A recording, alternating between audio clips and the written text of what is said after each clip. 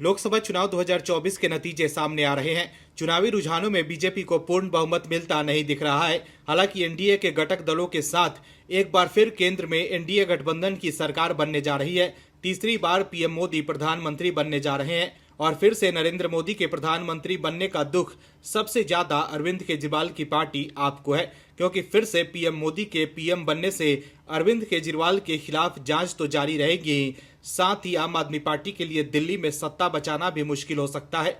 अगले साल के शुरुआत में दिल्ली में चुनाव है और आम आदमी पार्टी से जिस तरह से दिल्ली के लोग नाराज हैं, उससे अरविंद केजरीवाल और आप की चिंता बढ़ गई होगी। अपने सियासी दुश्मन कांग्रेस के साथ हाथ मिलाने के बाद भी अरविंद केजरीवाल की पार्टी के लिए दिल्ली में खाता खोलना मुश्किल हो गया है। अरविंद केजरीवाल के जेल जाने के बाद भी दिल्ली की जनता उनके साथ नहीं आई। ऐसे में कहीं न कहीं दिल्ली की जनता ने यह साफ संदेश दे दिया है कि वो अरविंद केजरीवाल के साथ नहीं है।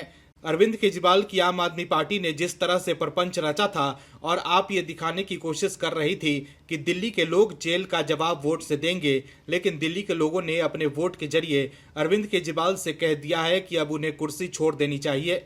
जेल जाने के बाद भी अरविंद केजरीवाल सीएम की कुर्सी से चिपके हुए हैं, लेकिन अब दिल्ली में 7 सीटों पर आम आदमी पार्टी और कांग्रेस बुरी तरह से हार रही है। दिल्ली में बीजेपी को 54% से ज्यादा वोट मिलते दिख रहे हैं। ऐसे में अपनी हार देख आम आदमी पार्टी तिलमिला गई है।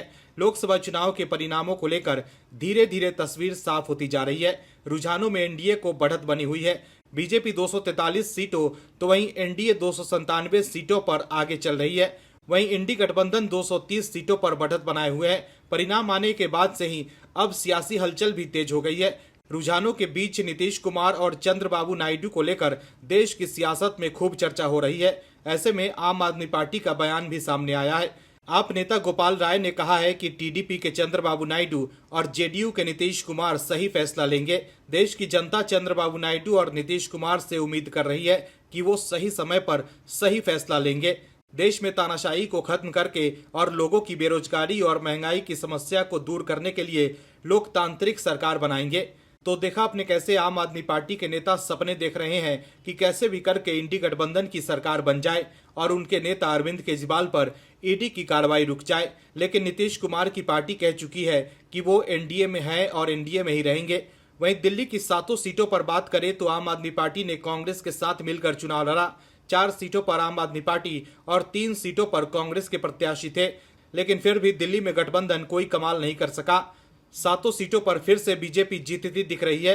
यही वजह है कि आम आदमी पार्टी की नींद गायब हो गई है। Bureau report OMH news. और भी वीडियोस देखने के लिए चैनल को सब्सक्राइब करें और बेल आइकन को दबाएं।